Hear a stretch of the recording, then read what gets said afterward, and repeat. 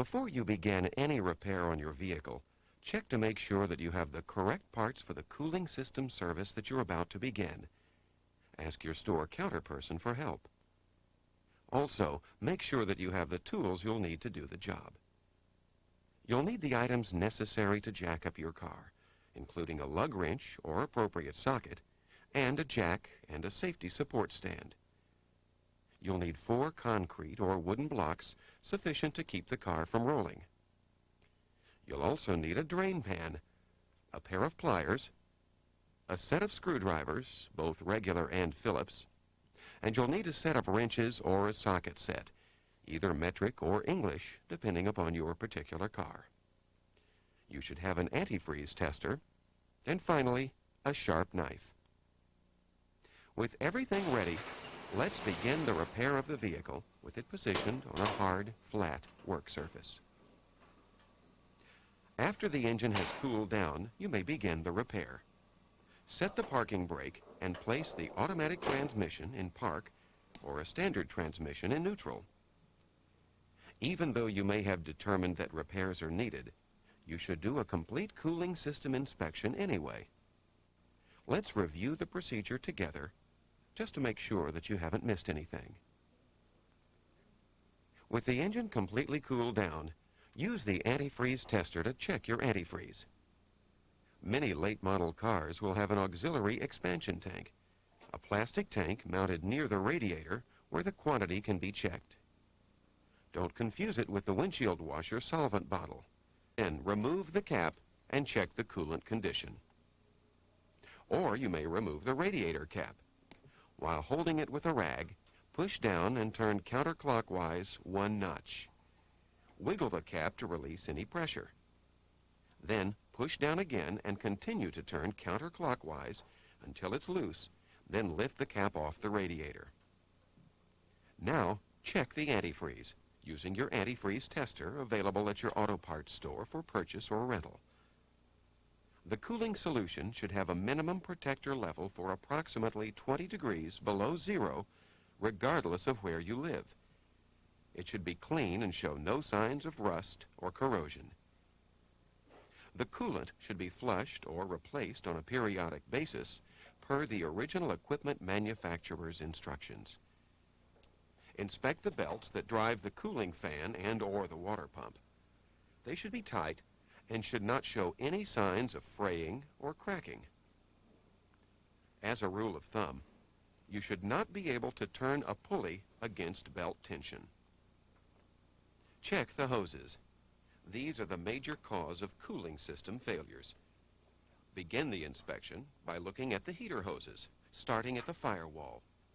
As you trace the hose forward to the engine, look for kinks, bubbles, signs of grease or oil saturation, and any signs of leakage. Squeeze the hose. It should be soft and pliable. It should return to its original shape when released. If it is very soft or spongy, it should be replaced. Check all of the hoses. Some vehicles may have a short bypass hose length located either at the heater core or at the engine block. Other vehicles use a hose between the water pump and the intake manifold or cylinder head. Inspect these short lengths of hose also.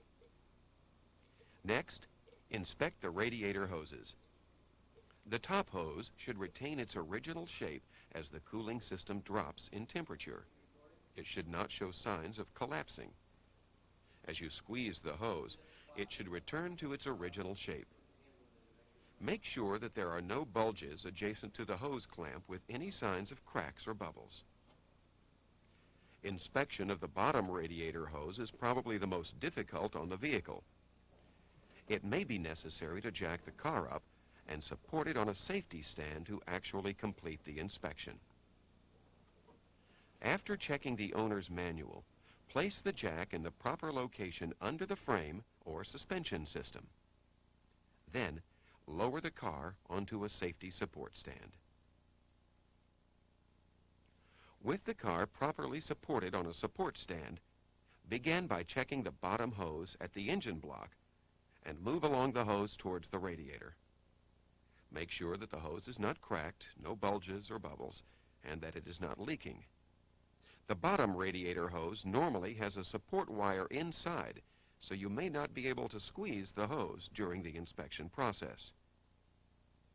While you are under the car, inspect the bottom side of the water pump. A small hole called a seep hole or a vent hole is drilled into the casting. It is adjacent to the pulley or bearing assembly.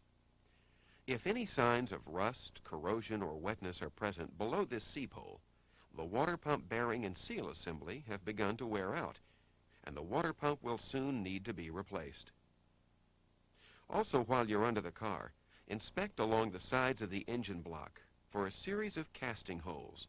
These are called freeze holes or Welch plugs. These are capped with plugs during manufacturing to retain the water. If the cooling system has corroded or the engine has excess miles on it, these plugs will eventually corrode or rust out. Look for any signs of rust or corrosion adjacent to the plugs along the sides of the engine block. In many cases, there are as many as 8 on an engine. They will be located on both sides of the engine block. And finally, while you're under the car, locate the block drain plug if one is present.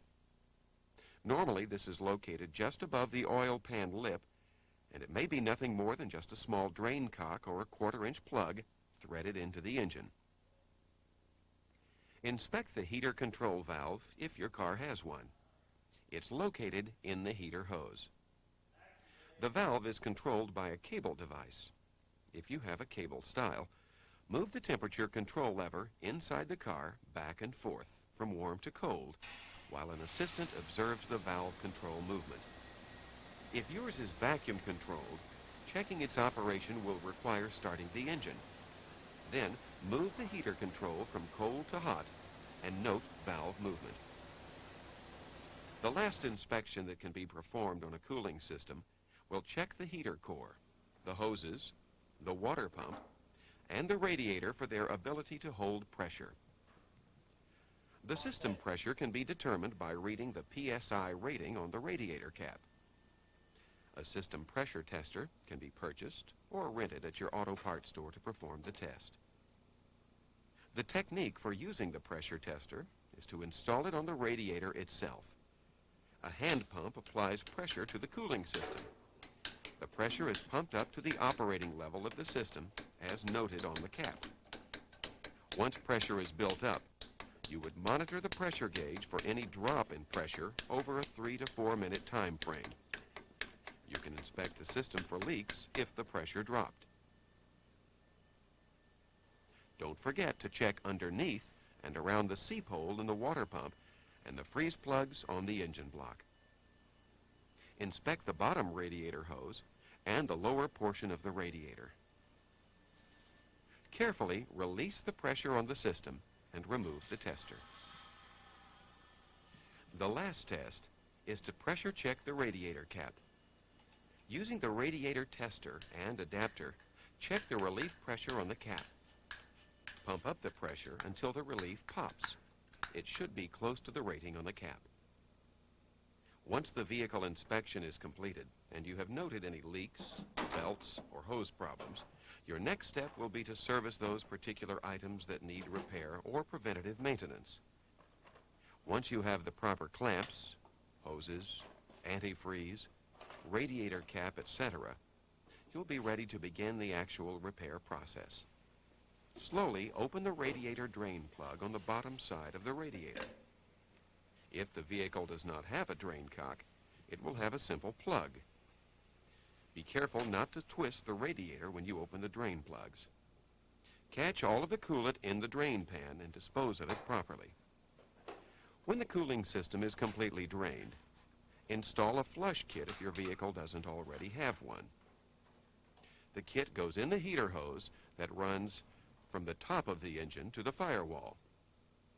Cut the hose in a relatively straight section and install the appropriate sized T fitting following the instructions on the kit package.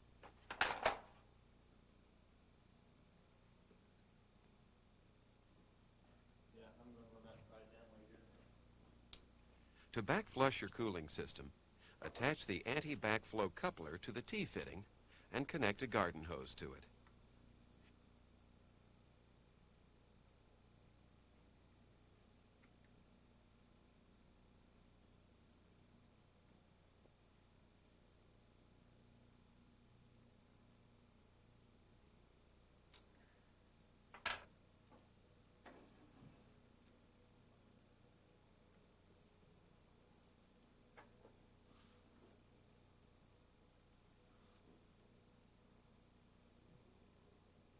Install the splash deflector tube in the radiator filler neck.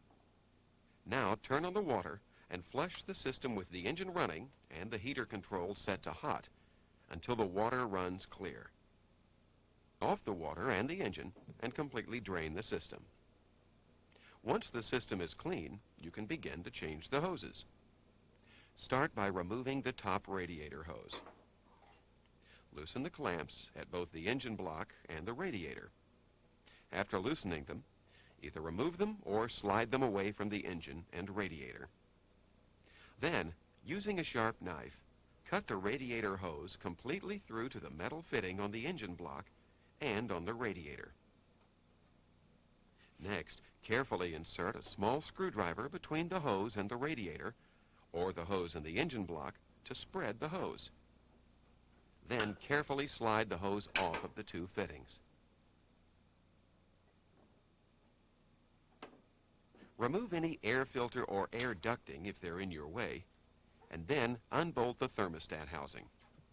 It's normally located on the front top of the engine or on a cylinder head. Note the length of the two bolts as you remove them. Make sure that you mark them and always reinstall them in their original location if they are different lengths.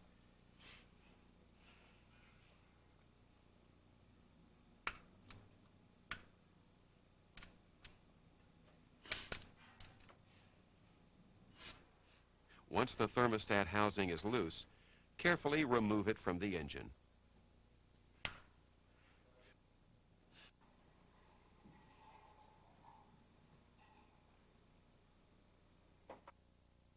Remove the old thermostat by lifting it out of the engine. Clean off all the old gasket material from the engine and thermostat housing. Next, install the new thermostat. Note its direction. It can be installed backwards, but if you do that, the engine will overheat. Most thermostats have the proper direction noted on the unit by an arrow.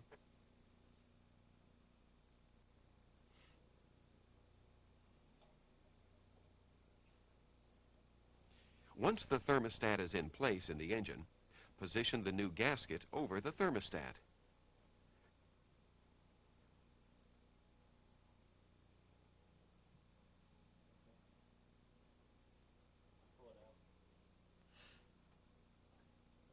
Now position the thermostat housing and insert the two bolts.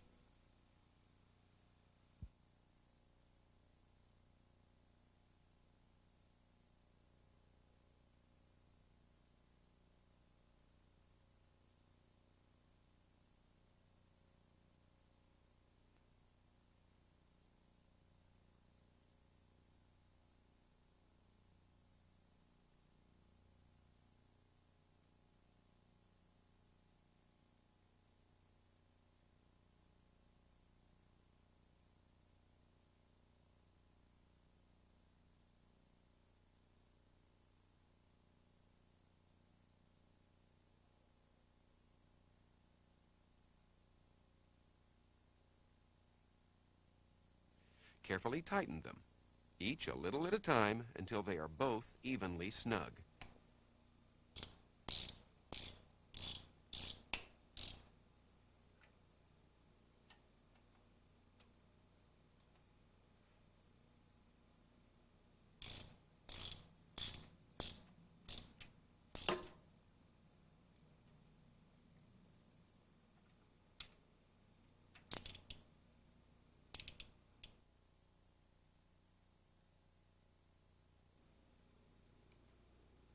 Then each of the two bolts to the recommended specification. You can rent a torque wrench if you do not own one.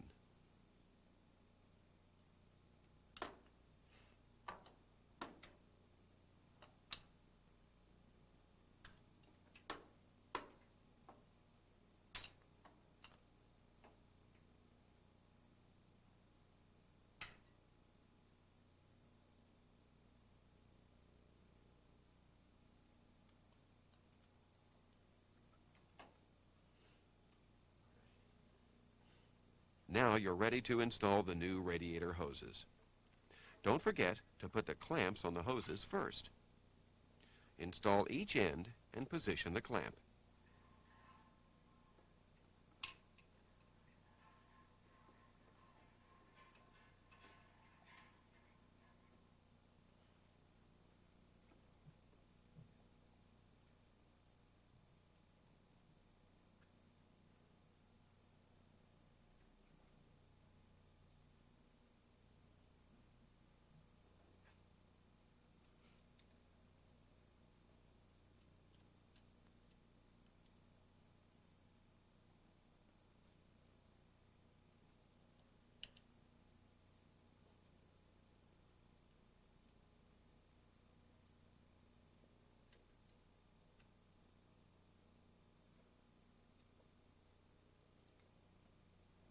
Then, reinstall any items that were moved to gain access to the thermostat housing.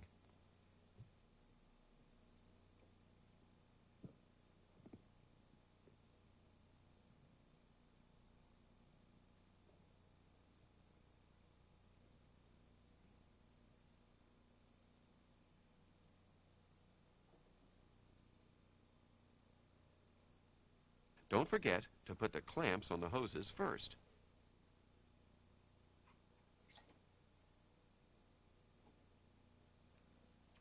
Always tighten each of the clamps. Double check to be sure that you have installed the clamps approximately a ½ inch away from the open end of the hose fitting and that the clamps are straight.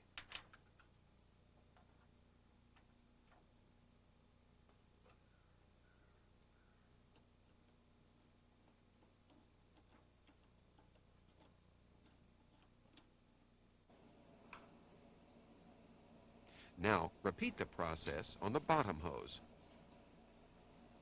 While you are under the car, close the drain plug on the radiator and the engine block. Remove the drain pans from under the car. If you raised your vehicle to gain access to the bottom radiator hose, back it up and remove the support stand. Carefully lower the vehicle. You are now ready to begin the repair of the heater hoses. Remove the clamps from the heater hoses and repeat the same cutting procedure that you performed on the radiator hoses.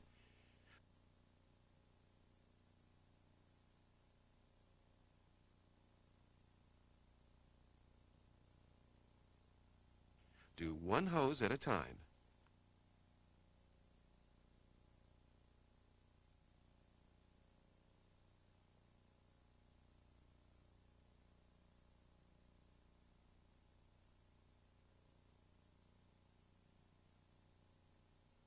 Make sure that the diameter of the inside of the replacement hose is the same as the old one.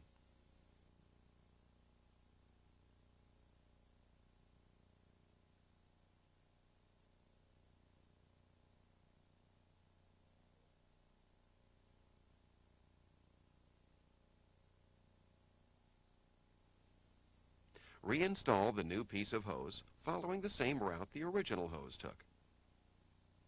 Repeat the operation on the other hose. Now reinstall any support clamps or cable tie straps that were used on the original hoses.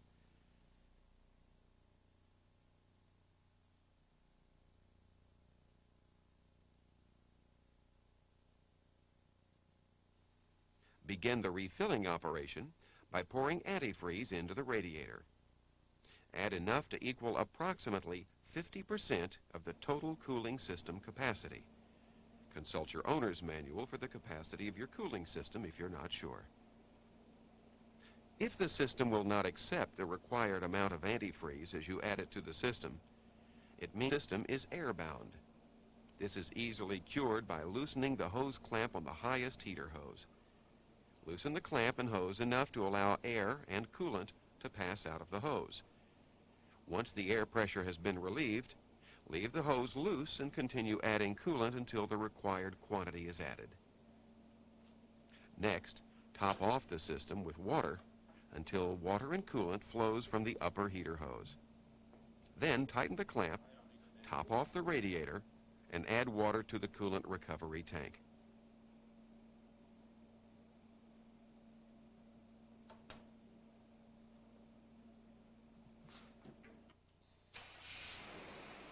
Now, start the engine. You should monitor the temperature gauge. The system should be working normally. However, if there is still some air trapped in the system, the engine may appear to overheat. Run the engine with the heater operating in the hot position and monitor the system for warm air. Turn off the engine if the temperature gauge goes into the hot zone. Once the heater blows hot air, shut off the engine and add more water to the radiator until it is full. If your vehicle has a recovery tank, fill the radiator to the top and then install the cap. If your vehicle does not have a coolant recovery tank, fill to the indicated level on the radiator. Normally, not more than half an inch below the top of the system.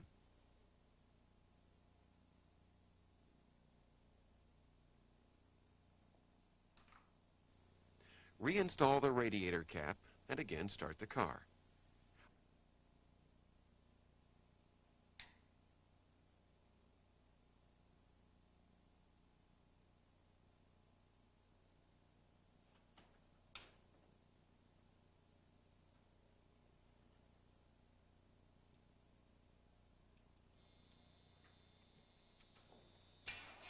Monitor the temperature gauge and heat from the heater core and allow the engine to run for approximately 10 to 15 minutes. Be sure that you have adequate ventilation if you're working inside a garage.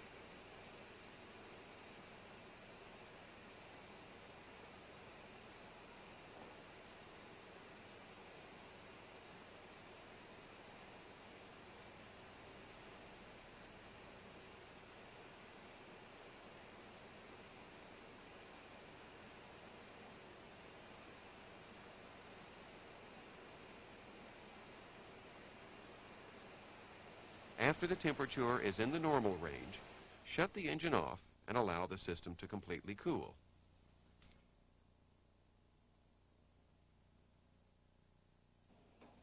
Cover the radiator cap with a rag and release the radiator cap to the pressure relief point. This will be the first notch on the system. If no pressure is present, remove the cap, top off the radiator with water, check the coolant recovery tank, and fill to the required level. Repressure test the entire system.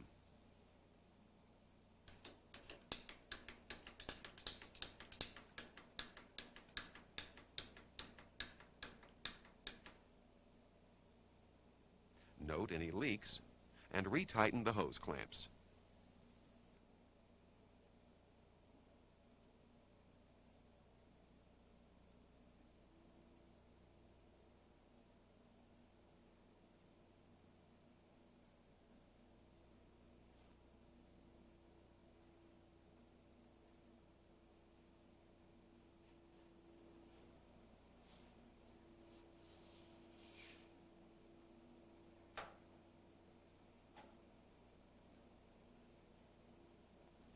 Now, reinstall the radiator cap.